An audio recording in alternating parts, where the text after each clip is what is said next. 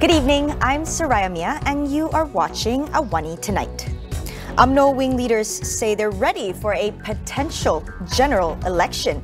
And DAP Youth Wing aims to renew its leadership in this weekend's election. Let's hear what they are bringing on the table. That's coming up.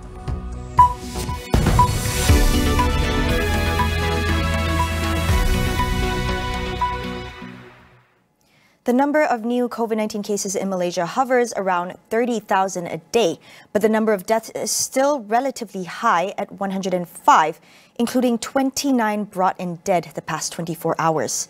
Health Minister Khairi Jamaluddin urges the elderly and vulnerable to get their booster shots to reduce the risk of deaths. According to him, senior citizens who are unvaccinated or have yet to get their booster shots are at a higher risk of dying from COVID. In a graph shared by Khairi on Twitter, the number of COVID-19 related deaths recorded on Wednesday reveals that fatalities are most prevalent in the unvaccinated aged 60 and over. Khairi told Malaysians to encourage their elderly family members to get the booster jab. He added that as of today, hospitals and intensive care units in the country remain under control. Meanwhile, Malaysians can expect an increase in minimum wage of 1,500 ringgit in the next 1 or 2 months. Human Resources Minister Datuk Seri M. Saravanan said the government is currently finalizing the plan. Gaji minimum tu bila? He was responding to Datuk Sri Anwar Ibrahim's request for a specific date for when the 1,500 ringgit minimum wage would take off. Saravanan said that he could not provide that information without prior mandate from the cabinet to do so, but stressed that the government remained committed to its implementation. However, the minister reiterated that there may be certain sectors in the economy which will be exempted from the plan, and that their exemption may cover a period of about 2 years. Home Minister Datuk Seri Hamzah Zainuddin has rejected Kedah Menteri Besar's proposal for the state to export ketum to Thailand. Hamzah said the request made by Datuk Seri Muhammad Sanusi Mat Noor to legalize ketum export is perhaps a personal request. On Wednesday, Sanusi asked the federal government to allow Kedah to export ketum legally to Thailand. He said if permitted, the exports would comply with certain rules to ensure they were done in an orderly manner. Sanusi was reported as saying that there is a high demand in Thailand for ketum plants from Kedah, which could fetch up to 150 ringgit per kg as compared to 30 ringgit per kg in the local market here. UMNO's election machinery is ready for the possibility of a general election. This message was expressed by the chiefs of the party's 3 wings, the Youth, Wanita and Putri wings.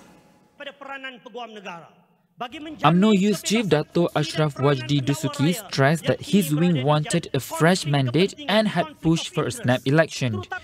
He called for the party's transformation and cleansing, urging for the government to expedite the tabling of a law on political funding to rid of corruption and power abuse in parties. Meanwhile, Wanita Chief Datuk Seri Dr. Noraini Ahmad echoed Ashraf's sentiments by saying that its members have been placed in election mode. Noraini noted that since UMNO and Barisan Nasional's devastating loss in GE14, the party has rebuilt itself, evidently seen in its success in several by-elections including the Malacca and Johor polls. She also expressed hope that the percentage of women candidates in GE15 will be increased to 30% as promised by the previous leadership. As for Putri Chief Datuk Zahida Zarik Khan, her wing is also ready to face GE15, urging for snap polls to be called. She also said UMNO should not continue its ties with PAS, as the party should make a choice between cooperating either with UMNO or Bersatu. While attention is centered on UMNO the past few days, our focus shifts to DAP, or more specifically the DAP Socialist Youth DAPC, who is having an election this Saturday. The Wing's Federal Territories Publicity Secretary, Raja Ahmad Iskandar Faris, says this particular election is crucial for the Wing as it aims to rejuvenate its leadership to navigate an ever-challenging political landscape. The rejuvenation in leadership is slated to inject a renewed spirit to build a better tomorrow for Malaysia. And with this, a new approach, a new idea, hopefully a new outward perspective to show that we are a multiracial party with multiracial background, and we are committed, we are stepping up our commitment to be a party for all Malaysians. I admit inspiring a new generation of change makers might not be an easy task, but it has to start today. We have to show that we are beyond surface level, looking at skin color or backgrounds. We are looking at the ideas, the policies, and what plans we have to put in place to address the concerns of Malaysians across the board. We might have different ways of showing our faith, different upbringing, but we have same concern. So the actions we take today in terms of changing mindsets or changing people's views and beliefs in how we interact with our political system will not just impact the near future as we gear up for the upcoming general elections, but it will also impact in the medium and longer term, 5, 10 to 15 years to come. Iskandar is one of the aspiring candidates for the DAP National Vice Chief. When asked what are the main issues the wing aims to highlight, this was his reply. Reviving livelihoods in the terms of getting or creating better jobs, social safety net, empowering talent, whether it young talent or young working professionals. This will be the core at the forefront of the lineup. Whichever leadership managed to secure the positions at this election has to look into these issues very closely, because as we've seen in multiple elections before this, bread and butter issues, livelihood issues will be at the front and center of voters. We'll be right back after the break.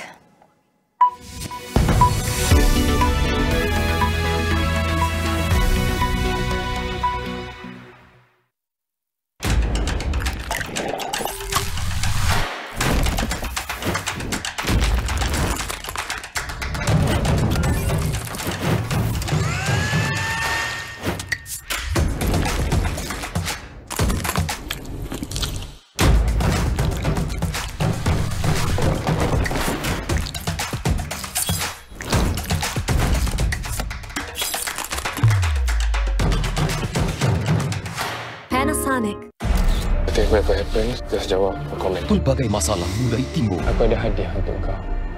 Dia tu cuma anak guam saya yang saya dah anggap sebagai kawan. No. Kejap, sekejap. Mai. Kau ambil alih je lah phone. Okey, tu yang kau nak kan?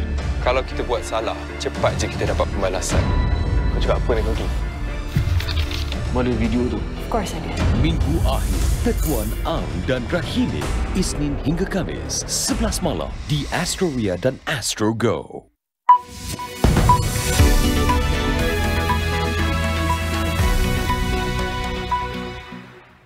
Welcome back. On the international front, Ukraine has accused Russian forces of bombing a theater where civilians were being sheltered in the southern city of Mariupol. The number of casualties is unknown, but it was reported that more than 1,000 women and children took refuge in a bomb shelter in the theater. The airstrike ripped apart the center of the building. Satellite image from Monday showed the word children written in Russian in large white capital letters on the pavement in front of and behind the theater. In the capital, Kiev, a fire broke out in an apartment building after it was hit by remnants of a Russian rocket, killing one person and injuring at least 3 others. Russian forces continue to strike cities across Ukraine, even as the two sides projected optimism over efforts to negotiate an end to the fighting. According to the United Nations, more than 3 million people have fled Ukraine since Russia invaded on February 24th. In other news, 4 people were reported dead and more than 100 injured after a powerful earthquake struck the east coast of Japan late last night. The magnitude 7.4 tremor also triggered a tsunami warning, which was later lifted. The powerful earthquake derailed a bullet train near Fukushima, but no injuries were reported. It also left over 2 million homes without power immediately after the shock, but supplies have since been restored to many households. The earthquake happened almost 60 kilometers off the coast of Fukushima, not far from the epicenter of the earthquake and tsunami 11 years ago that killed more than 16,000 people and triggered a nuclear crisis. The disaster led to the shutdown of all Japan's nuclear plants, forcing the country to rely on other sources of energy, such as coal and natural gas. Now, South Korea reported a record 621,000 new daily COVID-19 cases today, driven by the Omicron variant. But the country, which once took an aggressive anti-pandemic approach, is set to end COVID-19 restrictions. Despite the numbers, the government shows no signs of rethinking plans to remove almost all social distancing restrictions in the coming weeks. And public opinion appears to support those moves.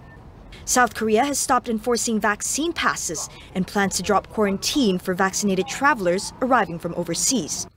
Though it never adopted a zero-COVID policy and imposed wide lockdowns, South Korea once used aggressive tracking, tracing, and quarantines to control new cases. That has been largely ended or scaled back, although the country is still aggressively testing for COVID-19.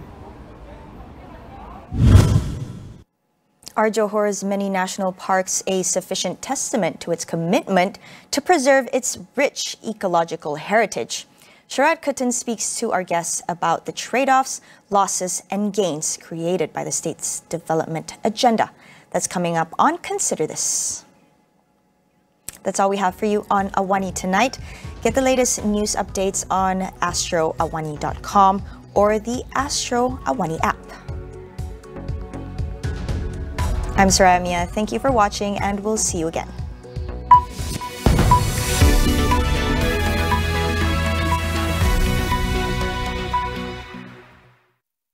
This is my story.